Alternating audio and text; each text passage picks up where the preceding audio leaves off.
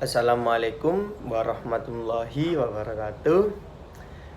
Perkenalkan, nama saya Dimas Muhammad Holil Gibran dengan nomor induk mahasiswa 2019-210560. Baik, di sini saya akan mempresentasikan tentang hakikat kepemimpinan. Nah, kepemimpinan atau leadership di sini didefinisikan sebagai kemampuan untuk mempengaruhi orang lain guna mencapai tujuan organisasi.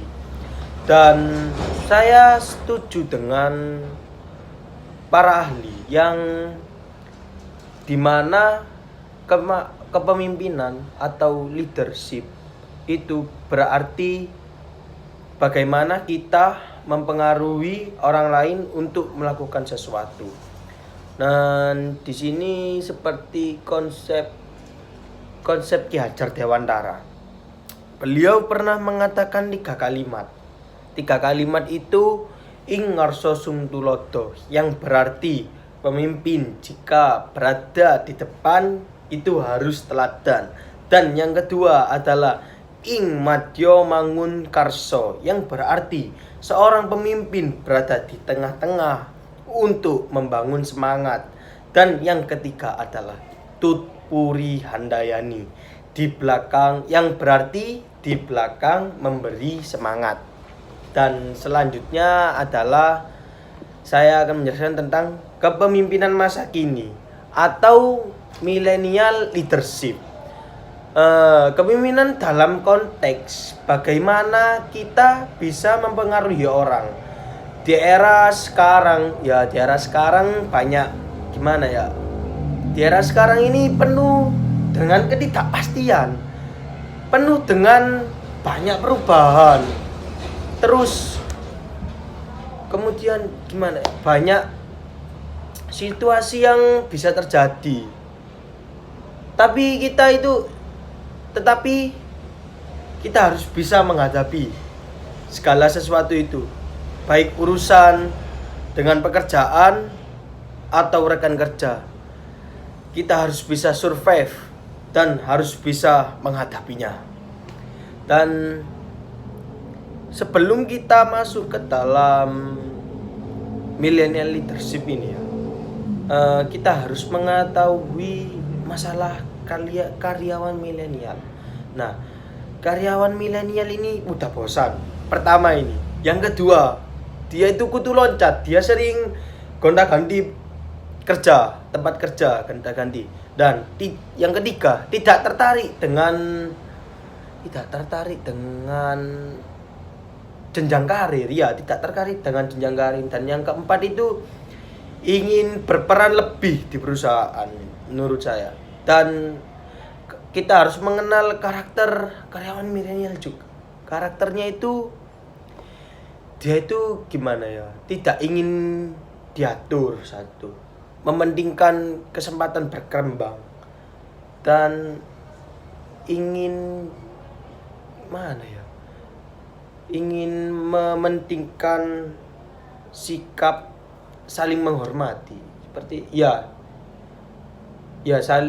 mementingkan sikap saling menghormati. Dan tips untuk menghadapinya sebagai pimpinan masa gini, kita harus kurangi aturan, karena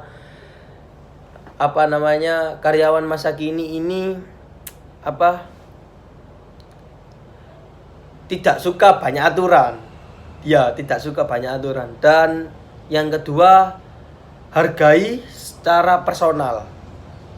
Dan yang ketiga, rendah hati. Berarti bersikap rendah hati dan tidak berpura-pura. Dan selanjutnya adalah kepemimpinan tingkat 5. Nah, tingkat yang pertama ini adalah individu berkemampuan tinggi, yang berarti memberi sumbangan produktif lewat bakat, pengetahuan, keterampilan, dan kebiasaan kerja yang baik. Dan tingkat kedua, anggota tim aktif. Tingkat 2, menyumbangkan kemampuan individu untuk mencapai tujuan tim. Dan yang ketiga adalah manajer andal. Manajer andal ini seperti mengorganisasikan manusia dan sumber daya untuk mencapai tujuan. Dan tingkat keempat adalah pemimpin efektif. Pemimpin efektif itu mempercepat komitmen dan pencapaian visi yang jelas dan menarik. Dan untuk tingkat 5 itu eksekutif. Eksekutif itu membangun kejayaan yang kekal lewat gabungan kerendahan hati dan tekad profesional. Dan selanjutnya adalah kepemimpinan interaktif. Kepemimpinan interaktif itu berarti bahwa kepemimpinan lebih menyukai proses konsensual dan kolaboratif serta pengaruh muncul lebih lewat hubungan, bukan kekuasaan, posisi dan kewenangan formal. Dan yang terakhir adalah dari manajemen dan kepemimpinan.